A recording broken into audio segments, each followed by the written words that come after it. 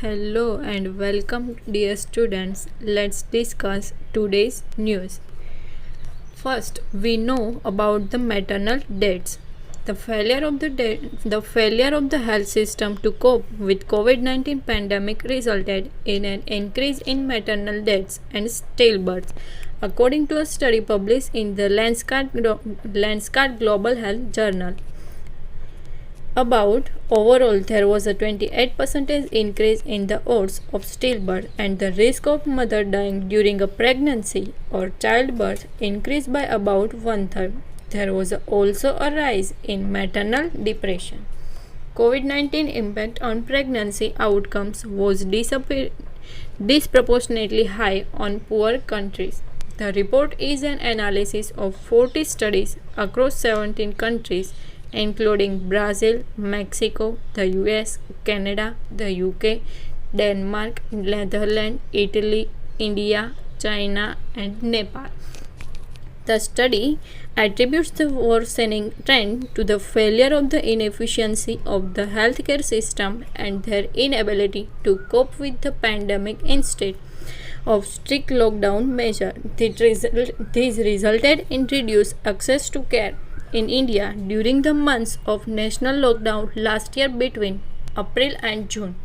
Compared to the same period in 2019, there was a 27% drop in pregnant women receiving 4 or more antenatal checkups and 28% decline in institutional deliveries and 22% decline in prenatal service. Now, secondly, we discuss Joint Comprehensive Plan of Action. The US and Iran said that they would begin negotiation through intermediaries next week to try to get both countries back into an accord limiting Iran's nuclear program nearly 3 years after President Donald Trump pulled the US out of the deal. Now, about the announcement about the Joint Comprehensive Plan of Action. The announcement marked the first major progress in effort to return both countries to the 2015 accord, which bound Iran to restrictions on its nuclear program in return for relief from US and international sanctions. Trump pulled the US out of the accord in 2018, opting for a maximum pressure campaign of stepped up US sanction and other tough action.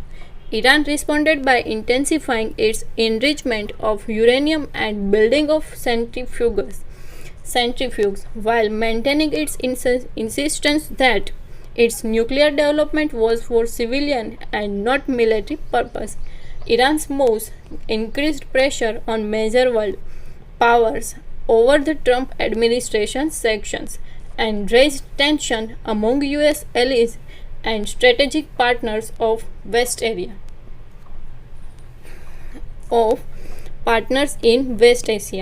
Agreement on the start of indirect talk came after the EU helped broker a virtual meeting of officials from Britain, China, France, Germany, Russia, and Iran, which have remained in the accord known as the Joint Comprehensive Plan of Action.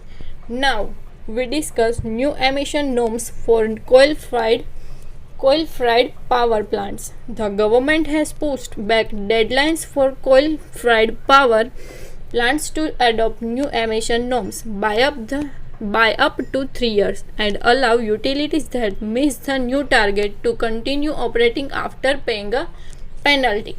According to a notice, India has initially set a 2017 deadline for thermal power plants to install fuel gas desulfurization units that cut emissions of sulfur dioxide, but that was postponed to verifying deadline for different regions ending in 2022. The new order dated April 1st from the Environment Ministry said plants near populous regions and the capital New Delhi will have to comply by 2022, while utilities in less polluting area have up to 2025 to comply or retire units. Operators of coal-fired utilities have long been lobbying for dilution of the pollution standards, setting high compliance cost. A task force will be constituted by the Central Pollution Control Board to categorize plants in three categories on the basis of their location to comply with the emission norms. In case of non-compliance, a penalty of up to 0.20% will be levied for every unit of electricity produced. Now we discuss Watergate scandal. G. Gordon Liddy, the former FBI agent and the Republican advisor who was widely considered the mastermind behind the 1972 Watergate break-in, died at the age of 19. Now, about the Watergate scandal. The Watergate scandal was a political scandal in the United States involving the administration of U.S. President Richard Nixon from 1971 to 1974 that led to Nixon's resignation. The scandal stemmed from the Nixon administration's continuous attempts to cover up its involvement in the June 17, 1972 break-in of the Democratic National Committee headquarters at the Washington, D.C. Watergate Officer Building. After the five preparators were arrested, the press and the U.S. Justice Department connected the case found on them at the time to the Nixon re-election companion committee. It led to the country's first and only presidential resignation. Now we discuss BIMSTEC. External Affairs Minister Dr. S. Jaishankar has said that India remains committed to further building the momentum of regional cooperation under the BIMSTEC framework. He said this while delivering a statement at the 70th BIMSTEC ministerial meeting held virtually. Now, about the BIMSTEC.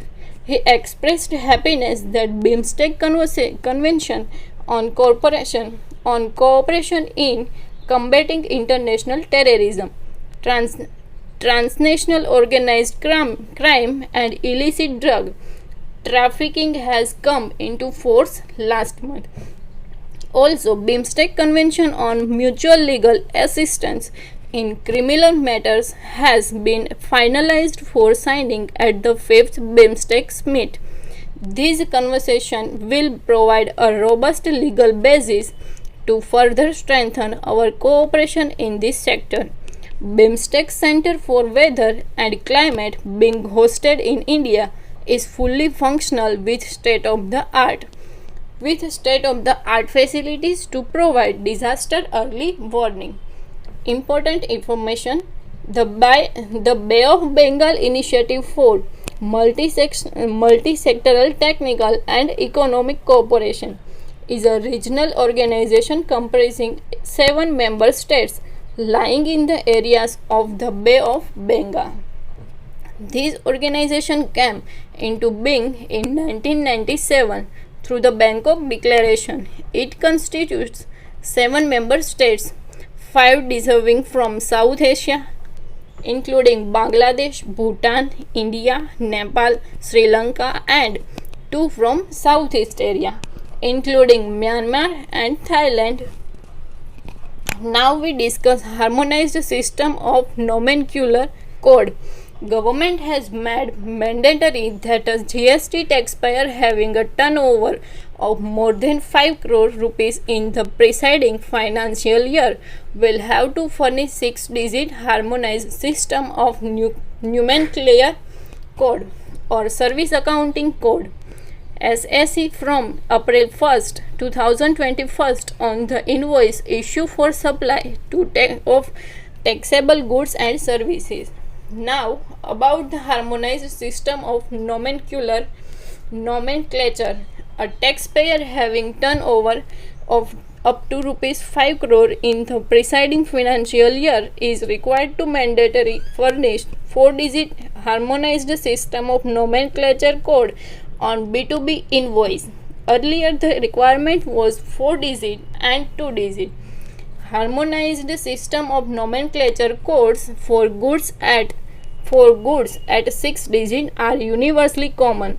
Therefore, common harmonized system of nomenclature code apply to the custom and GST. Harmonized system of nomenclature code search facility is available on the GST portal. Manufacturers and importers or exporters have been commonly using harmonized system of nomenclature codes. A large number of GST taxpayers are already furnishing harmonized system code or SAC at 6 or 8 digit code on voluntary basis on the invoice, e-way bills and GSTR1 returns. Now, many different courses have been made by our institute. If you want to prepare civil service exam at home, call our inquiry number 99799 5253. Thank you.